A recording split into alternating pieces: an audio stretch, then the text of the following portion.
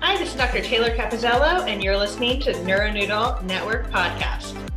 Welcome to Neuronoodle's Neurofeedback and Neuropsychology Podcast, featuring neuropsychologist Dr. Laura Janssens, Dr. Skip Rinn, neurofeedback legend Jay Gunkelman, and welcome to the show as guest host Santiago Brand from Singapore. It's just a shade over midnight over there, right, Santiago?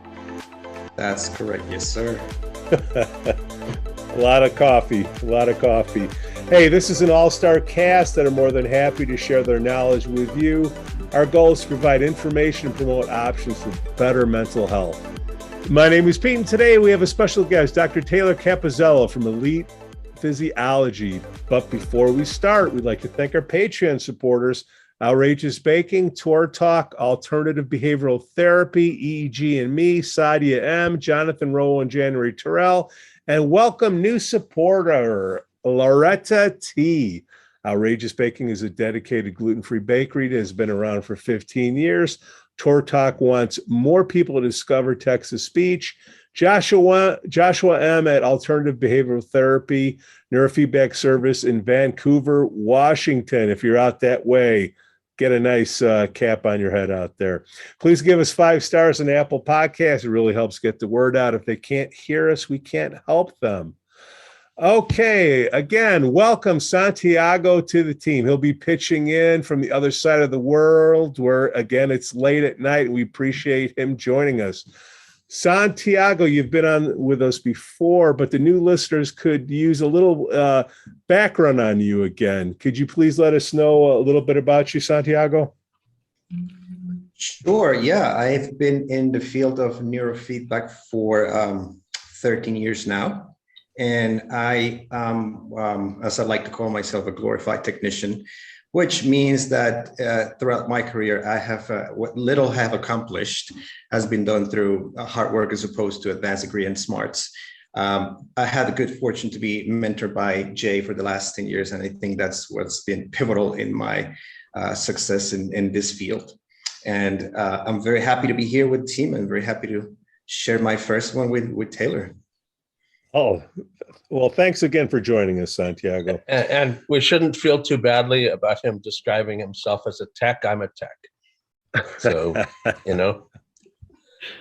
A tech legend, Jay. I know how you like that. All right. Only in your mind, you know. Welcome to the show, Dr. Taylor from Elite Physiology. Dr. Taylor, please give us your background. Well, my background actually is through body work. So I was a massage therapist for 18 years, and I kept seeing similar patterns in people for breathing. And I got into biofeedback through Dr. Eric Pepper. And that is kind of my background of coming in was through biofeedback, realizing that things I could work on people over and over again for massage, I could fix them. And 2 weeks later, they came back with the same issue. And then as soon as we did biofeedback, I, placed some sensors on them and they learn in 5 minutes and things were life-changing. And so it started my path that way, which then led me to neurofeedback as well. So. And when did you get started? Well, I was introduced to it maybe in as early as 2005. And then I actually started doing biofeedback in 2012. How did you start with your practice? Was it HRV or how did you introduce it? Really it was muscle biofeedback. That's really what got me into it. My undergrad, I started looking at plantar fasciitis, which is with people having issues with their feet tension. And as I started doing studies on that, I realized that it was from their pelvis tilting and their breathing changing. And then into my doctorate work, I got into looking at that even further alongside while I was doing other EEG things. But really, breathing changes the brain, that heart rate, it's really strong and it has an effect on the brain. And, working top down and bottom up is, I personally found to be a really great approach. What symptoms have you been able to train? Because we get a lot of moms and dads, parents that listen to the show, and there's various symptoms that, pop up that they use, biofeedback and neurofeedback. What have you seen? What is your own personal efficacy that you've seen in your practice for symptoms? Yeah, I mean, the main thing I do see a lot actually for panic attacks and anxiety, because that so correlates, one, with the brain and with breathing. So we do neurofeedback and breathing biofeedback every single session, as well as stimulation technology. And all of those things start to rewire a person and train them. And they're, sent home using the breathing biofeedback tools that I give them. I usually send them home with an app for them to practice with that I can track as well, seeing how it's going. And it's, the body will start changing the brain, and the brain will start changing the body. So panic attacks, anxiety, ADHD, of course, everybody in our field, that's like a really great, easy one for it, that it can work for. I keep getting a lot of really hard cases thrown at me, but and they take a little bit more finesse and kind of going down a couple different rabbit holes to figure out. But when it comes to those anxiety and ADHD, that's the the nice straightforward ones. And then, with COVID coming around, or Omicron now, what are there any other? Does that certainly doesn't help with the anxiety? Do you see any other symptoms that are popping up? Yeah, I mean, as Jay's mentioned in other podcasts, really staying awake. So everybody's pretty drowsy all the time. Their vigilant system isn't as alert, and then we have signs and symptoms of ADHD or other things like that that come along with it. So we stabilize their sleep through increasing the sleep spindle, as well as having them check other ways that they can improve it, through electronic use and stuff like that. Santiago, you're in Singapore. Do you see anything? What are the symptoms like there with COVID or Omicron? Is it popping up there? Has it burned itself out? What's it like over there? No, it's very much like Taylor was explaining. The first thing that I've noticed is that sleep has been highly impacted in most of the population. It's interesting because as far as I know, Singapore is the most vaccinated country in the world right now. I think our vaccination rate here is about 98%. And as of February 1st, is mandatory. So, if you don't want to get vaccinated, you don't get to go to the office here, or go to a shopping mall, or go to a restaurant. And I think this is going to push up the vaccination rate as close to 100% as possible. But from a cultural perspective, I've noticed being here in Asia for the last year now, that there are certain intricacies to the culture in terms of anxiety management. And people here tend to be a little bit more easily frightened as opposed to the West, meaning US and Europe. And therefore, the anxiety levels here are much higher. Even though we're highly vaccinated, people who are getting it are getting mild symptoms, the hospitalization rates are low, people are still very anxious and they're not sleeping well. And what they come here is with symptoms of depression, symptoms of anxiety, poor sleep. And it's all through the neuroinflammation the stress is causing. And I think that doing everything online for the past couple of years has had a high impact on people's brains. Going to school through Zoom, doing meetings through Zoom, working from home, and everything is done online. I think that's wreaked havoc in people's brains. And every time I run EEGs, I tend to see a lot of very slow or very fast baseline rhythms for the most part. It's either or. There's nothing in the middle. I don't know if that's been your experience, Taylor, but that's what I have been observing here. And then Taylor, I was pointing out that cat back there. Jay and Santiago, you guys have a little connection to Korea and Las Vegas. Jay, did you finally get that dry sensor cap from the iSync guys? Yes, and I from basically never having touched it before, when I took it out of the case, I had to charge it. But as soon as it was charged, it took me about two for my first ever sample recording, which I posted on Facebook as a short video clip. Just the sample screen is like, maybe 30 seconds of waveforms. When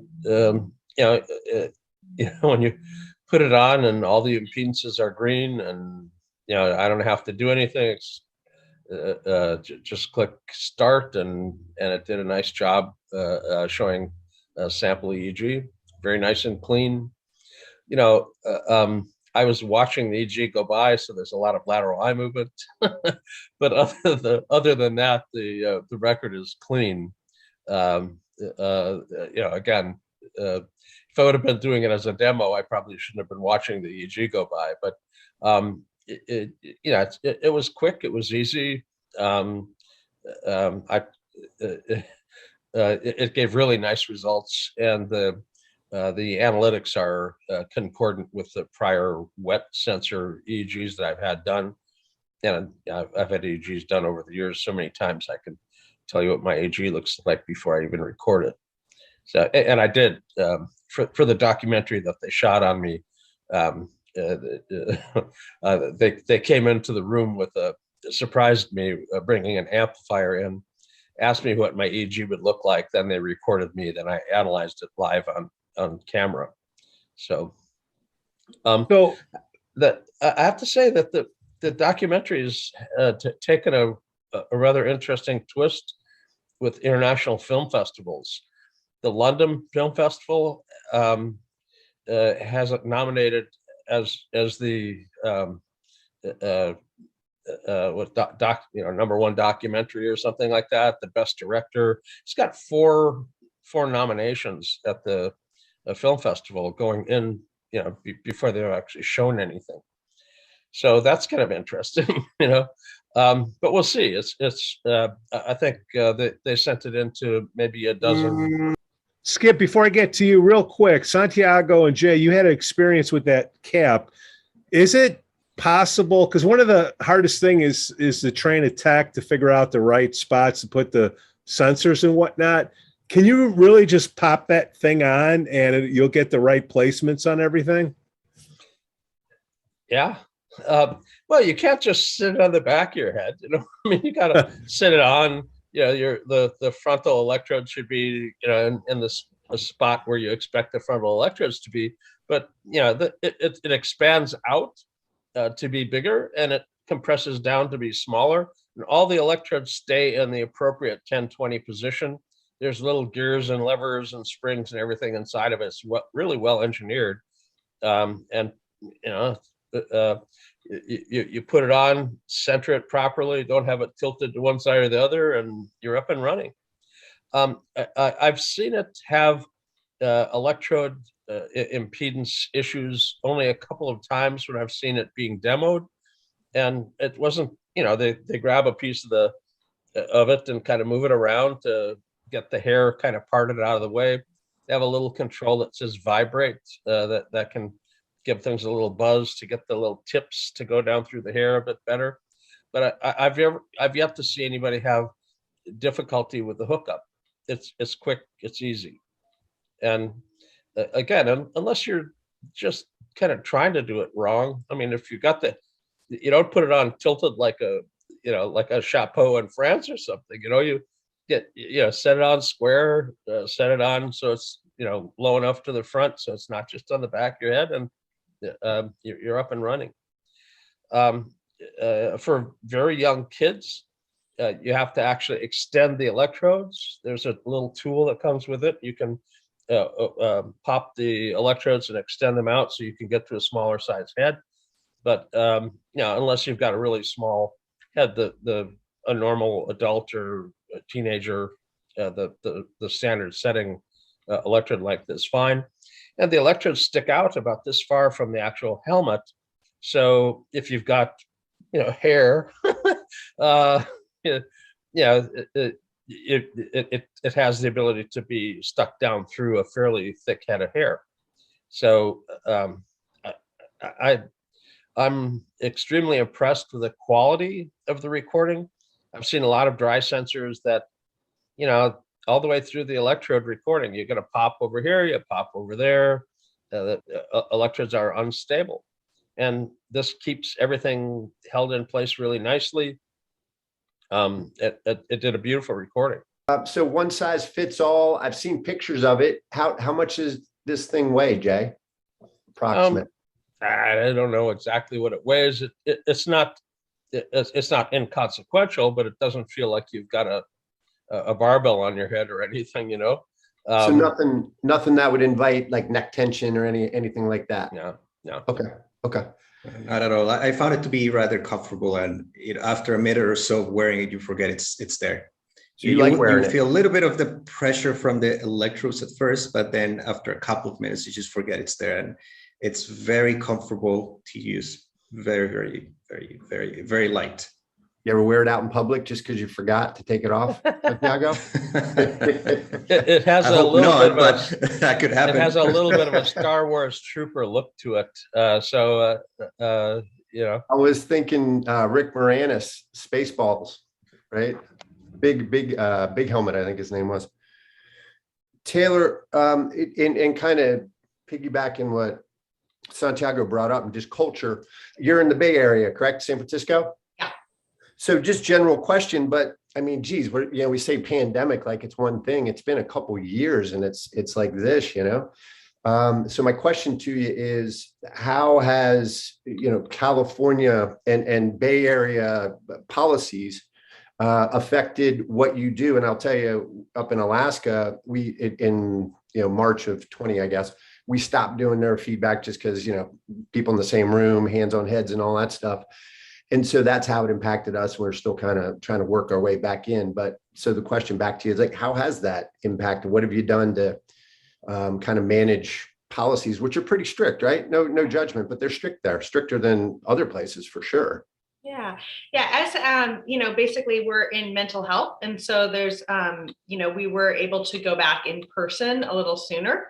So I'd say it was the 3 months that we weren't allowed to be in office in person, and so during that time I did a lot of breathing biofeedback on Zoom. And I debated if I wanted to switch to virtual for neurofeedback, but honestly, I really love stimulation technology, and most of that we can't do virtual. It's a little harder to send some of those units, or not, legal. So they have to come in the office. So I just had to work with having enough things in here like air purifier, something, air conditioner that pulls the air out of the room, having, all the filters and things like that. So it hasn't been too bad. Definitely, like right now with the pandemic picking back up again, I think a lot of people are taking breaks. But then I'm using it more time. I'm, right now getting ready to start using ERPs into my practice. So I'm using the extra time that I have to get that all set up. There you go. Good deal. I'm actually going to ERP, mini clinic tomorrow and Saturday with Michael Cohen, for anybody that might remember Mike from past shows, but I'm going to do some ERP stuff this weekend, but I'll give you back to everybody else here. Well, ERPs are a wonderful pairing with EEG. Actually, the ERP is more considered diagnostic. If you look up ERP and diagnosis, you end up with a big list. QEG and diagnosis, not so much. The QEG is very sensitive, but not very specific. So you don't get diagnostically specific, categorization with it, but you get great guidance as to how to treat. You can track treatment outcomes. The QEG is very, very useful, but it's not the diagnostic metric. But then diagnosis isn't really what I'm all eager to be doing anyway. So it's right up there with name calling in my book. So it's categorization for administration, but it doesn't really tell you how to work. So the QEG and the ERP end up being a wonderful match together. Jay, real quick, what makes the ERP so much better at diagnosing? And I think we're all in the kind of same camp here with that not being our objective, but it's necessary evil. It's basically the applications that have been done with it over the years are more oriented towards diagnostic specificity. Actually, Yuri Kropotov has a nice neuromarkers and psychiatry book. His second book is actually really quite good at identifying primarily ERP biomarkers. There's some EEG in there, but it's primarily ERP biomarkers. I was trying to pay attention to Taylor, then I saw Jay messing around with his little cap there. What do you got going on, Jay? Well, you can see the inside of it. The electrodes, if you expand it out, you can see the electrodes in the front split apart, and they stay proportionate. So as this sets on your head, and again, it gives you a little bit of a Star Wars trooper look, but it keeps all the electrodes in the proper location, and it's quite flexible. It looks like it's like one big solid piece, but it's all individual little segments that are all hooked together that end up expanding and contracting and keeping the electrodes in the appropriate 10-20 sites. Man, the only thing that's holding that thing back is 25 grand. But I think eventually, I'm seriously looking at that, because that would really speed up the tech train in time. Yeah. People look at the purchase price, but if you run a medical office, you look at the medical lease rate. What's your monthly payment going to be, as opposed to what's the total? You take out a cash flow, you don't take it out of a capital account. So maybe $750 a month for a 3-year lease. It's about 28,000. But it also has photobiomodulation. There's LEDs in the center of each of the electrodes. You end up with a photobiomodulation at each of the sites, and you can program that between 1 and 45 hertz. So it not only does EEG recording, it does photobiomodulation treatment, and they're setting it up for neurofeedback as well. So I think it's a rather advanced approach. The thing that they're using it for clinically in Korea now, with Korean FDA approval, because of the science behind it, they've got very good publication. If you're my age, 72, and you think, well, gee, my memory is not so good today. I better go see the doctor and see what's going on. When you walk in the door to the doctor's office with your first complaint of something's wrong, doc, what's going on? It could be senior with depression. It could be dementia. Could be lots of things. And it could be just normal aging with some concern. And this helmet stuck on your head for 10 minutes gives you a differential identification. What's the likelihood that you have dementia versus mild cognitive impairment and normal aging? And that's a major clinical identification. Imagine somebody coming into the doctor's office. You can plop this on their head in the waiting room for 10 minutes, and you get the result. By the time they see the doctor, you got the test results. Some people say, well, I don't want to send my data to Korea. It's not Korea. They have a cloud server. It doesn't go anywhere. It goes everywhere. And it's a secure cloud server. So you don't send your data anywhere specific. It's all on a cloud server with AI processing, and they de-artifact the data. You can see the data with artifact or without artifact. You can change the artifacting if you want manually. It's a pretty advanced approach.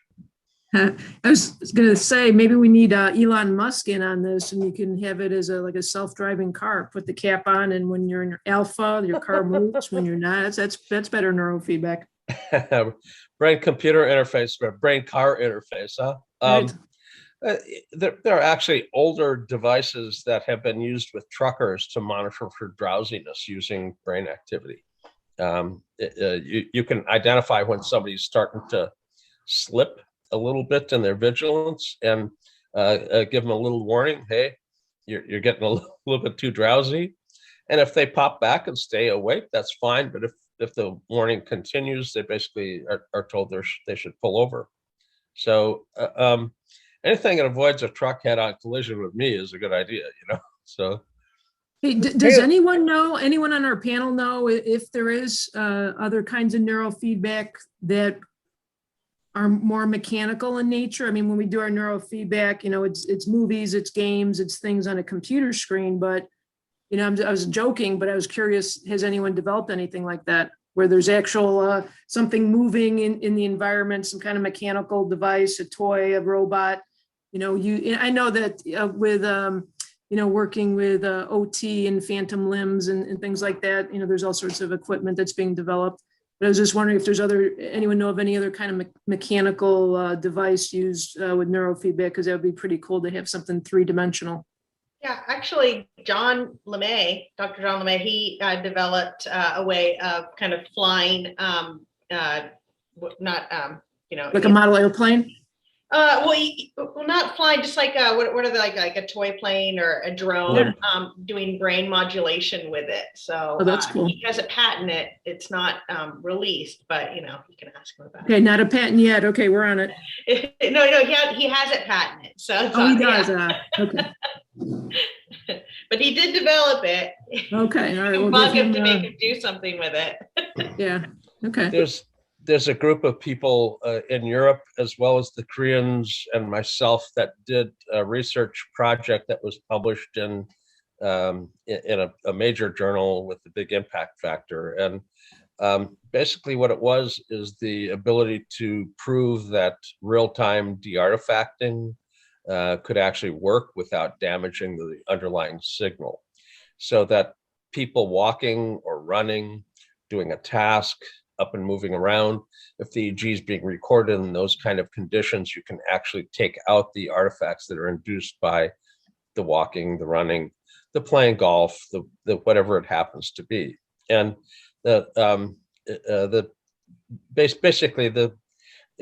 we try to do the published proof before we end up seeing I've got something to sell you.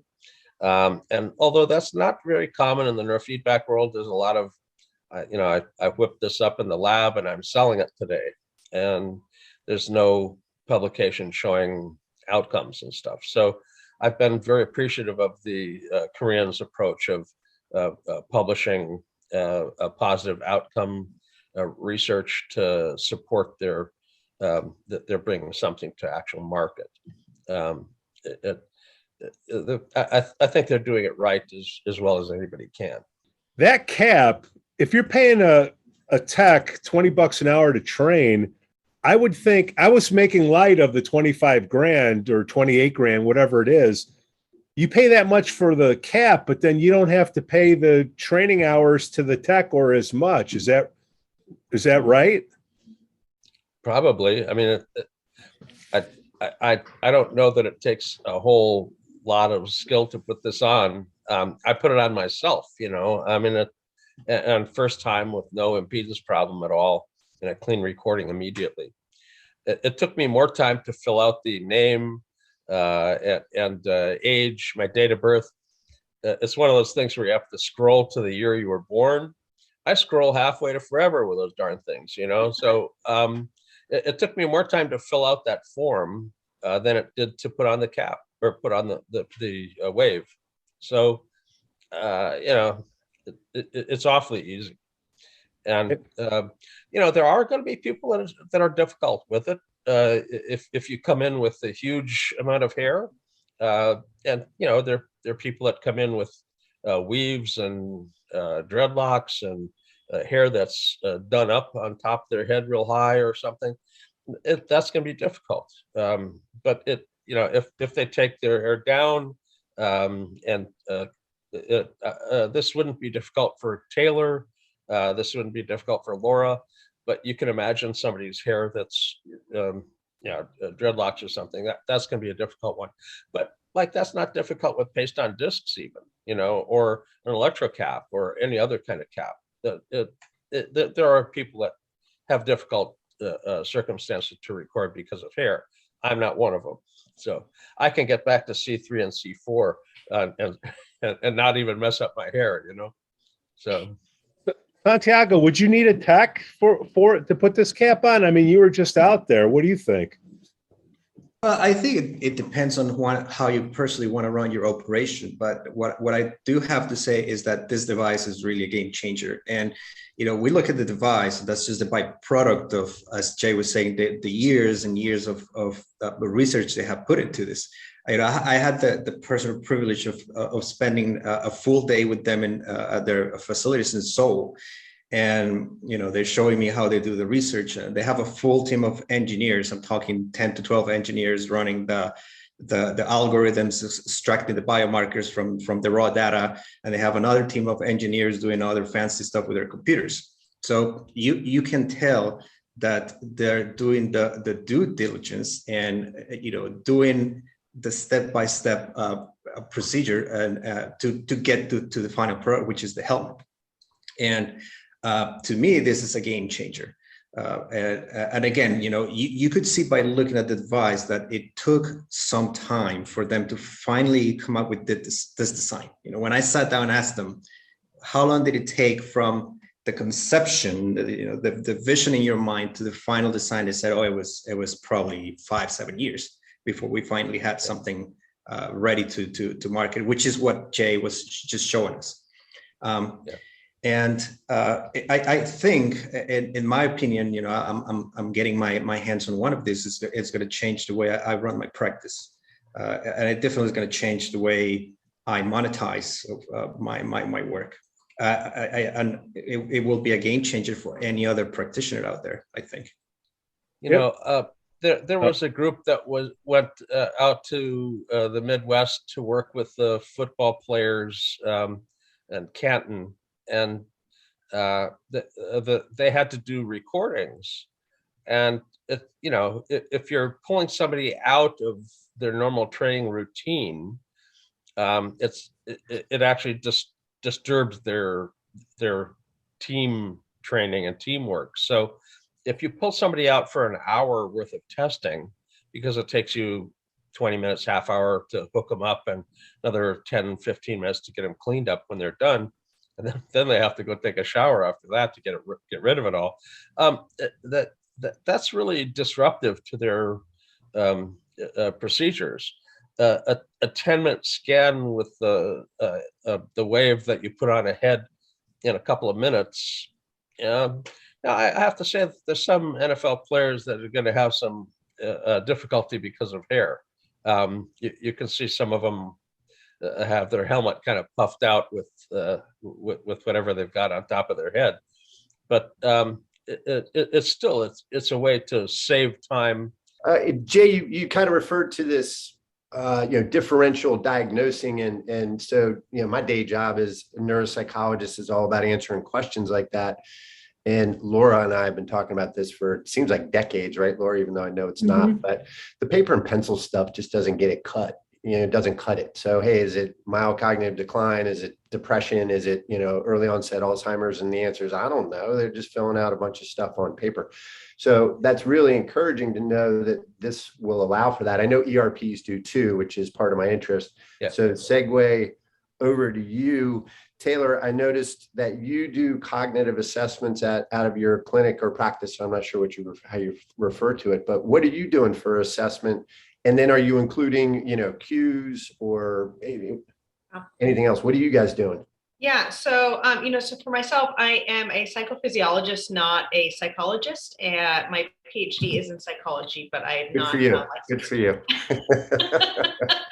That helps. It helps. So I have, some limitations there. I really just use the QEEG. Eventually it will be the ERP. I use Cambridge Brain Science as well. And then just some, they have a lot of really good surveys on there for asking questions, in addition to our talk that we're having and figuring out what's going on from there. But for myself, since I'm not diagnosing, I'm really kind of just mainly looking for what's going on for that person's complaints, what we're seeing, and how we can target the training to meet those needs the quickest.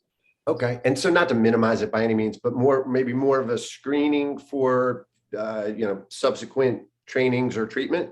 Yes. Yeah, exactly. And make sure there's not anything else that we're seeing, like we'll send it, if something looks like something else is going on, we'll send off to a neurologist or sleep lab, or, just kind of being the gatekeeper for making sure if something else is going on, that's checked out. The things you're talking about doing, I can just see how that would be more effective than maybe some of the referrals we get to answer certain questions where the folks functioning is being assessed from a different perspective, right? And I'm bagging on the paper pencil thing. There's some value there, obviously, but it's just encouraging to know that folks are out there. And so you're not calling yourself a psychologist and neuropsychologist or anything, but you're doing screenings and assessment on how folks' brains are functioning. And that's what Laura and I are supposed to be doing. Yeah. Most people have, bias, or they don't always aware of everything, so it's like, what is that? How many times do you have to ask for if somebody hit their head to find out they hit their head? Is it something like seven different ways you're supposed to ask, Yeah. They're like, oh, you mean that? Like when I fell down the steps. Oh, because I didn't really hit my head. I banged my shoulder, Yeah. Yeah. And then I always like to tell people to go on YouTube and look at a fresh dissection of a brain and see somebody hold a fresh brain and see how delicate it is just by holding it and then moving it over. And just by the weight of holding it, there's a whole indentation of the hand. And you're like, you just smash that in your head, there's going to be some repercussions of it. It's Braunschweiger. That's what I thought of when I did a dissection class. It's the consistency of Braunschweiger. Yep. So you do a fresh dissection or one that was formaldehyde? Formaldehyde. Yeah. I've never done a fresh one, but if you look on YouTube, you can see the fresh ones, and they're just the brain is so delicate. It's really amazing. Yeah. if you put a brain on that's not formaldehyde fixed on the edge of a counter and go home and come back the next day, it's all flat and deflated, and there's a pool of water on the ground. It doesn't like gravity. It likes to float in fluid, assuming your brain isn't leaking the fluid like mine is. When you dissect, you have to dissect with a blunt end of the scalpel. You can't use the sharp end. It'll just crumble. Taylor was at a brain dissection course that I set up. It's not that easy to get human brain. You don't order them on Amazon, and they don't ship them UPS. When something says, human biological specimen on the box, not everybody wants to pick the damn thing up. So it's expensive. It costs quite a few $1,000s to put on that. And I bought a high resolution video camera and suspended it on a jib boom above the brain and projected it like 20 feet tall on the wall behind, so people in the class could actually see what was going on. And I looked and looked and looked for the picture of Taylor and some of the students, but I got all these pictures of the brain. I don't know why, but there were some really cute pictures of people in the class. Taylor and some of them were all dressed up in makeup and, all fancied up for the course. You're going to go play around with a formaldehyde brain and you're all dressed up, so, but it was, I think, a very educational full day brain dissection workshop. Everybody got to dissect a pig brain, but we prosected a human brain as a demonstration. The dissection is a prosection, and again with high resolution video. And everybody got that video on a thumb drive. It was like 52 gigabytes on the thumb drive for the video. But that course went well. And Taylor's also been, I don't know how many years it's been now, but every week for an hour going over raw EEGs with a group. So, it takes time and focused energy to gather the knowledge to understand what the brain is doing. And you don't just take a weekend wonder workshop and end up with a skill set. It takes time and dedication, and Taylor's done that. I always, whenever my clients, I try to explain things about the report and they want to understand more. And they're like, this is confusing. I'm like, yeah, it is really confusing. It's, you should have this feeling because, I think when I came into the first time I met Jay, he was teaching, and I came in with years of experience of body work. My undergrad was in psychology, kinesiology, holistic health. I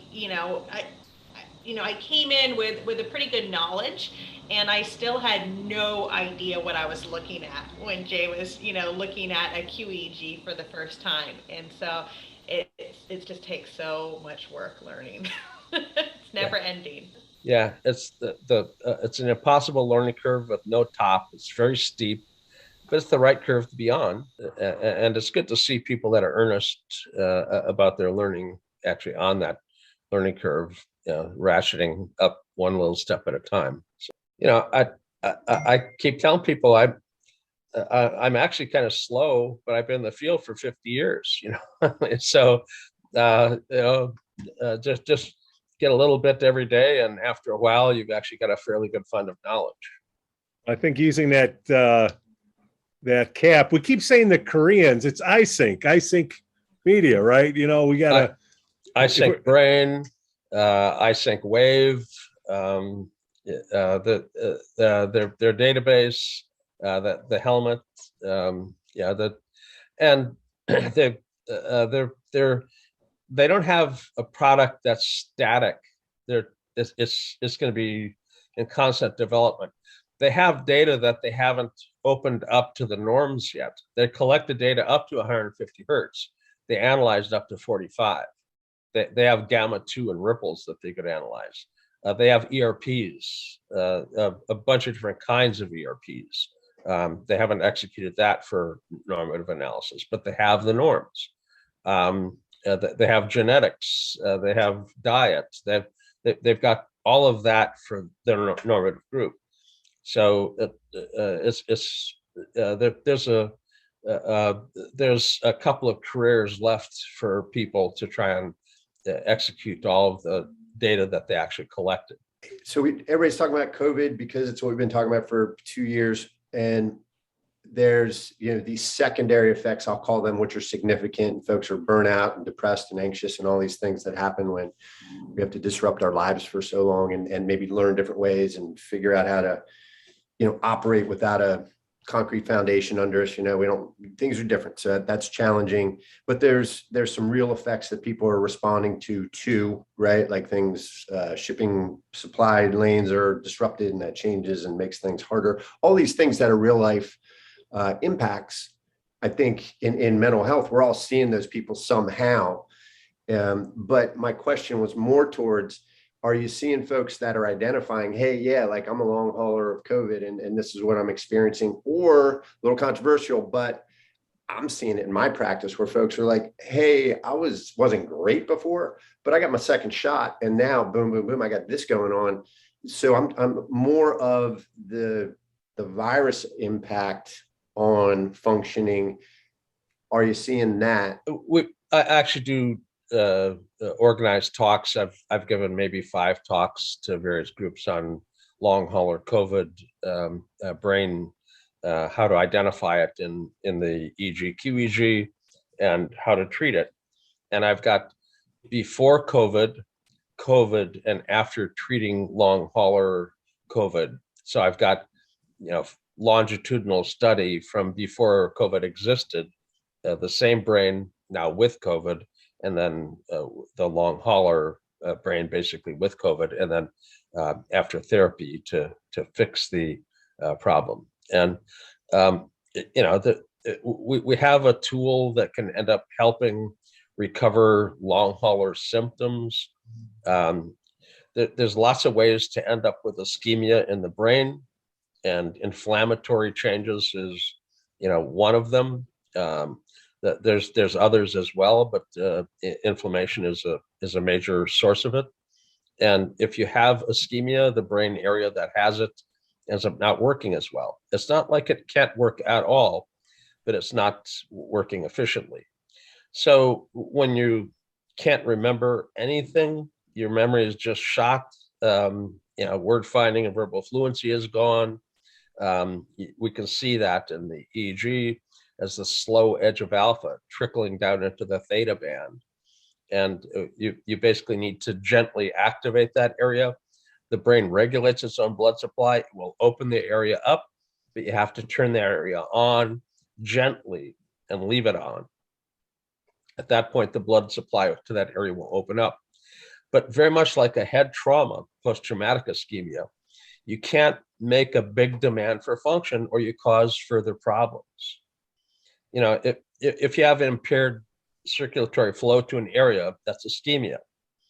And post-traumatic ischemia, migraine ischemia, COVID ischemia, whatever the source, if you put too big a demand for function on and you exceed the blood supply capability of supplying it, you actually create hypoxia in the area, which creates edema.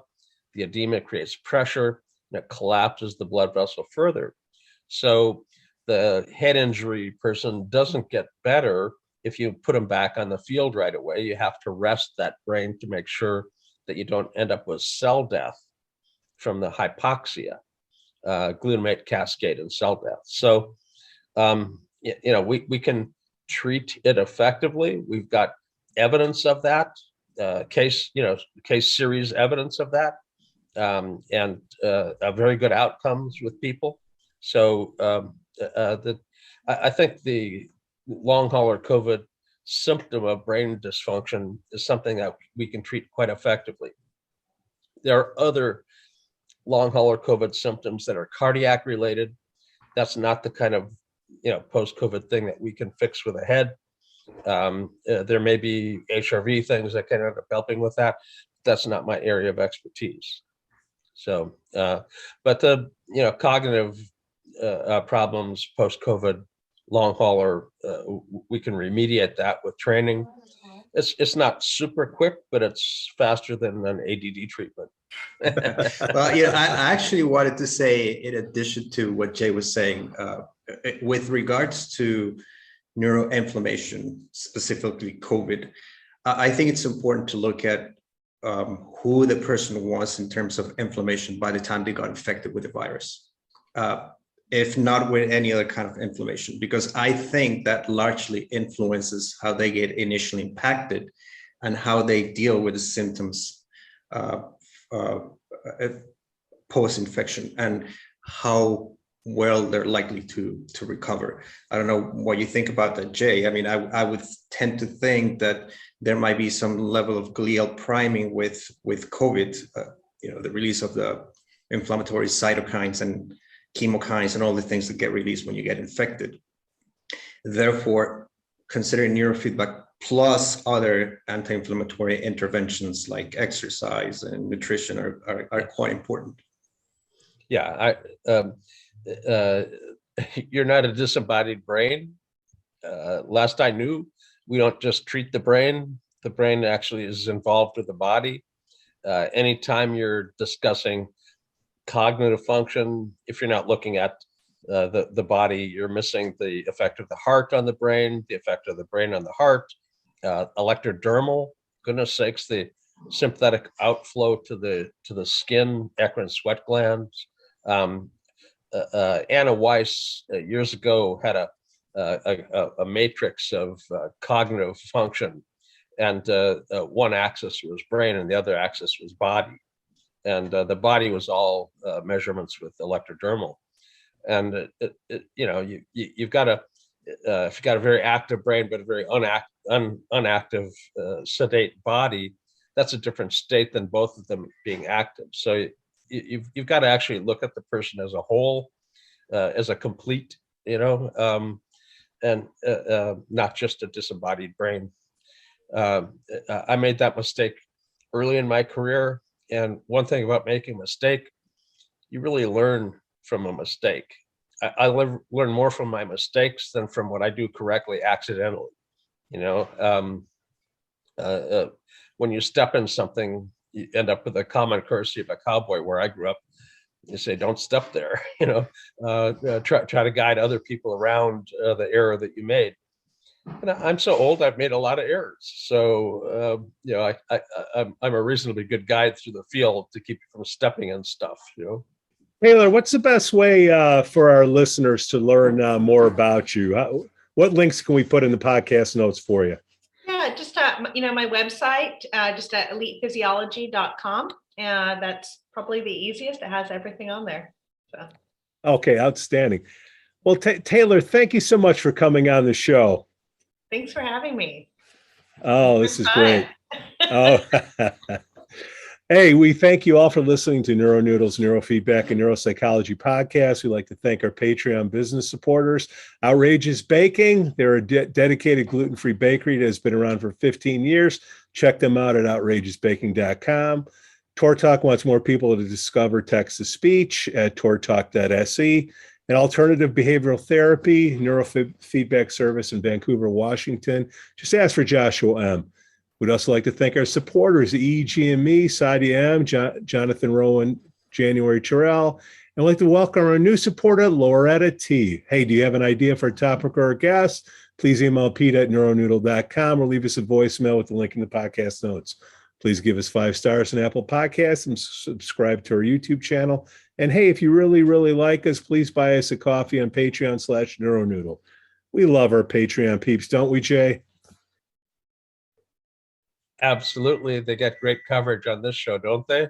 Almost as good as that helmet. Cue the music.